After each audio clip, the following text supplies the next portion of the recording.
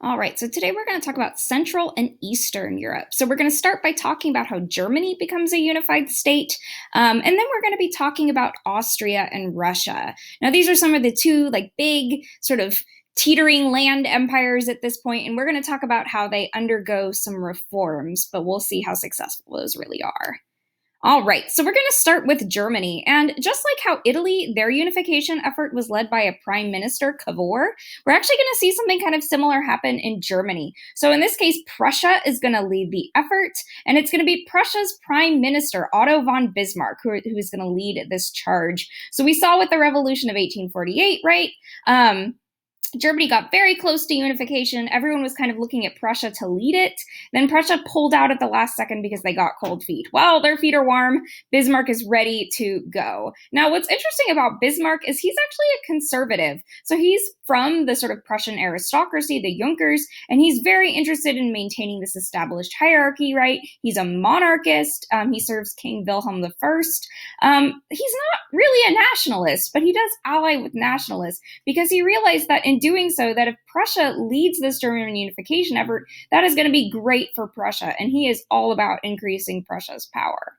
Now, what's interesting about German unification is that it's partly achieved through peaceful means. So it begins with the creation of sort of like this free trade or currency union that's kind of like a combo of the European Union and NAFTA, which is the North American Free Trade Association.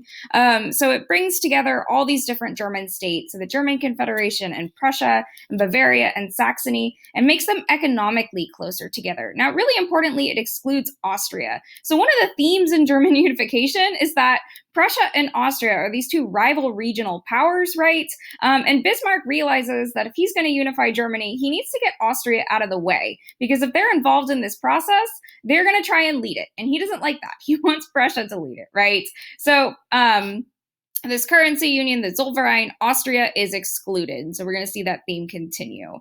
Now, even though there's sort of like this peaceful economic unification on the one hand, the real political unification is really done through war. So Bismarck is great at using war to achieve his means. And there's actually 3 wars involved here. So we're going to walk through each one of them. So the first one is the Danish War. That's going to set up a future war between Prussia and Austria, which Bismarck is going to use to kind of eliminate Austria and push them to the sidelines. Step 2 is that war. It's the Austro-Prussian War. This is going to limit Austria's power in the region and unify all the northern German states together. So kind of like with Italian unification, we saw the northern half of Italy unify and then the southern half, and then those two halves meet. Really the same thing happens in Germany.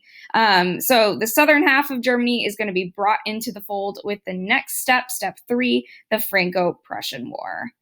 All right. So step 1, the Danish War. The causes of this are kind of complicated. So basically in 1863, Denmark attempts to annex, so take over these 2 territories that are German-speaking, Schleswig and Holstein. You can see them up here. And the only reason this is really significant is because Bismarck is going to use this conflict to kind of make a fool out of Austria. So how does he do this? So basically Bismarck is like, hey, Austria, you don't like Denmark doing this, do you? Do you want to join in a war with us and we'll go to war against Denmark and then you'll get Schleswig and we'll get Holstein. I actually don't remember which one got which. And Austria's like, sure, great, sounds good. And they don't realize this is all kind of this ploy. Bismarck is actually going to use this as a setup for a larger war.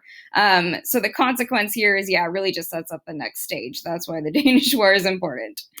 All right, well, how does that work? So Bismarck is like, okay, I've got a plan, right? He's like, well, what I'm going to do is I'm going to accuse Austria of mismanaging Holstein. Okay, Austria got Holstein.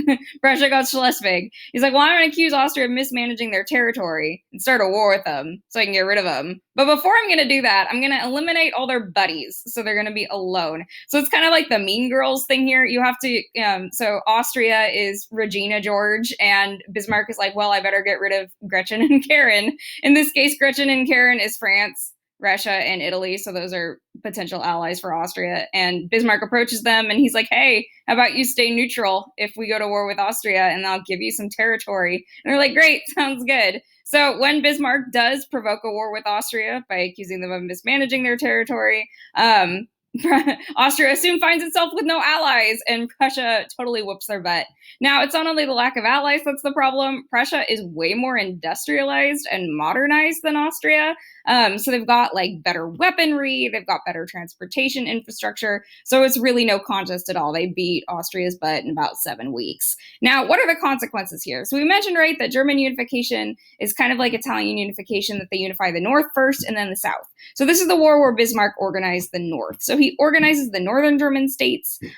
He got them to ally with him in the war against Austria. So he says, hey, that went really well. Do you want to like hook up forever? And they're like, great, sure. And they become the North German Confederation. Now, the other really significant consequence here, right, is this is terrible for Austria. They basically get sidelined. They're no longer sort of like as equal a power in the region as Prussia. Prussia is now pretty clearly on top. Now, Bismarck is not done, right? He's like, well, I've got the northern part of Germany. Now I need to get the southern half on my side. And he's like, well, this war thing really works. So how about I do another war? And who does he do another war with? France. Now, the setup for this is also complicated. I know all of this is really complex diplomatic negotiations. Thanks for sticking with me. Really highlights how smart Bismarck is, that he was able to kind of see through all this and use it to his advantage, right? So how does the Prussian or Franco-Prussian War happen? So this actually starts in Spain, weirdly enough. So the throne of Spain becomes vacant, and then Prussia proposes putting another Hohenzollern, so another relative of the Prussian king, on the throne. Now, France, right, remember they've already had some experience putting random French people on the throne of Spain, right, with Napoleon's relative, brother.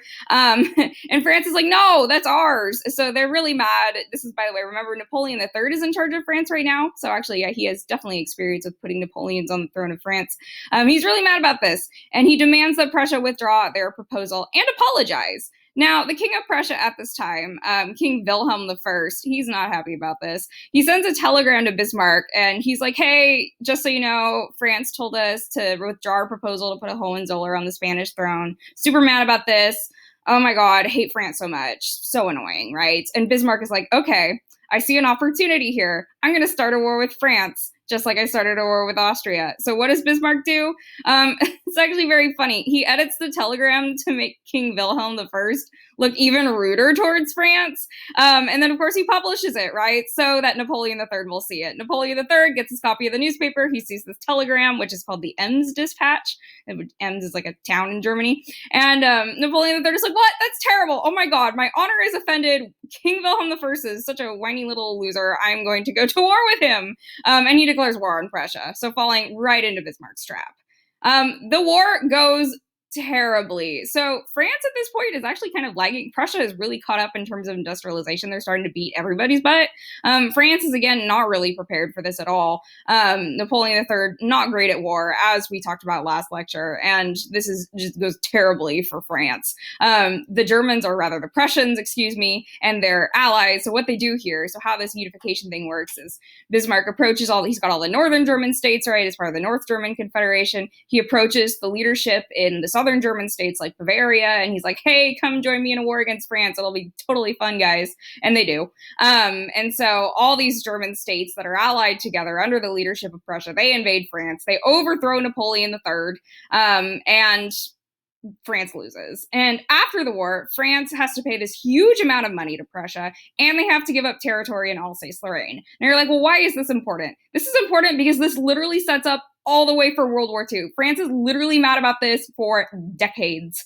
Now, we're going to leave France for a little while. So what does this do to Germany? This sets up the creation of the German Empire. So Bismarck, actually in the Palace of Versailles, I kid you not, in France, declares this new German Empire. All the German states, southern and northern, are now unified together. And King Wilhelm I of Prussia is crowned emperor, or Kaiser, which is the German word. And the new German Empire, or as the Germans call it, the Reich, that name probably sounds familiar to you, is proclaimed. This is, by the way, the Second Reich. The first one's the Holy Roman Empire, and then the third one, that's Hitler. So we'll get there eventually. All right, so just some photos. This is the famous declaration in the Palace of Versailles. This is the Hall of Mirrors here. Bismarck is right here. This is King Wilhelm I, soon to be Kaiser. And then there's just a nice picture of Bismarck and his nice mustache and nice helmet. All right. So speaking of nice mustaches, this here is the Emperor of Austria, Franz Josef. So we're going to turn our attention to Austria. So this actually, Austria and Russia are both going to lose horribly in wars. We know that France, or not, excuse me, not France, Russia did terribly in the Crimean War. We know that Austria did really badly in the Austro-Prussian War. And both these wars push both countries to be like, okay, we need to make some changes here. We lost. We need to do some self-reflection. So Franz Josef is actually a pretty decent dude. He came to power after the war, or excuse me, the revolution of 1848. So he already knows sort of what can go wrong. And he realizes that if he is going to make Austria strong, he's going to need to make some concessions to liberals and to nationalists, right? Because remember, one of Austria's big issues is that they've got these minority nationalities who are demanding greater political participation, greater freedom, greater autonomy, right? And, morale is really low. So that's how you're going to improve that. You're going to give him some rights. So what does Franz Josef do? Well, he actually builds on some smaller early reforms. So serfdom was already abolished, or he abolishes serfdom, though it had already started to be abolished right after the 1848 revolution. So he just continues doing that. He creates a parliament. So he creates a legislature called the Reichsrat. Although the problem is here, it's dominated by German-speaking Austrians and ethnic Germans who live in other places within the Austrian Empire. And it's not really accessible for minority nationalities like Hungarians because they don't speak German, so they can't participate in the political process. So that's problematic.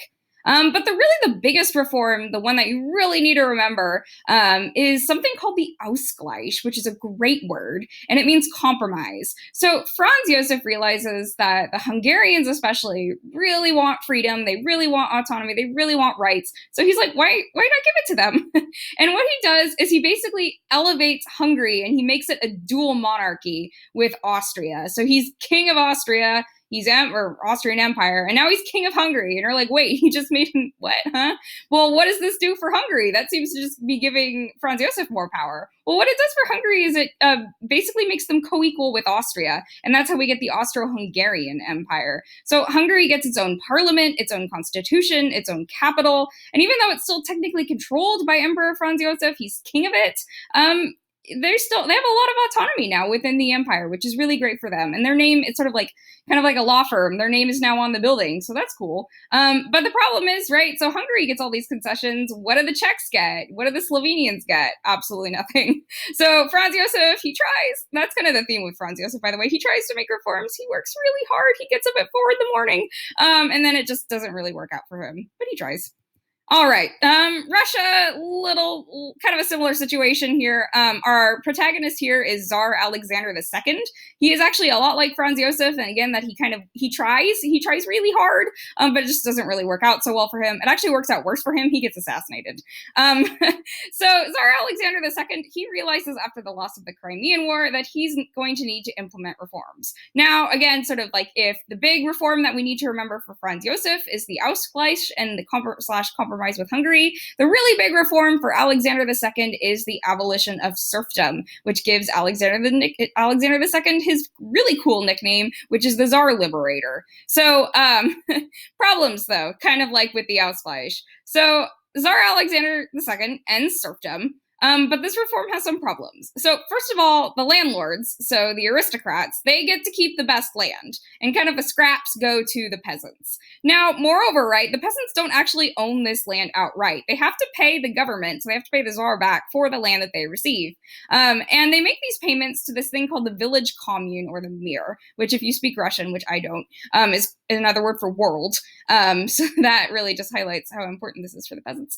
And so really what this does is kind of the net effect of this is that even though the peasants have land, they don't own it.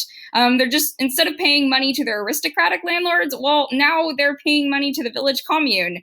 And the issue here, right, is that they can't move until their loan's paid off. So they have crummy land, and they don't really own it. So freedom, you be the judge of that. All right, there are some more successful reforms. So Tsar Alexander creates these things called zemstvas. They are local governing bodies, so it just improves government, streamlines it a little bit. He also establishes a new court system and a new legal code that establishes equality before the law. So nice little Enlightenment principle there. You'll notice that's coming pretty late, though. Other European nations have kind of already gotten there, and Tsar Alexander is lagging behind a little bit. That's okay.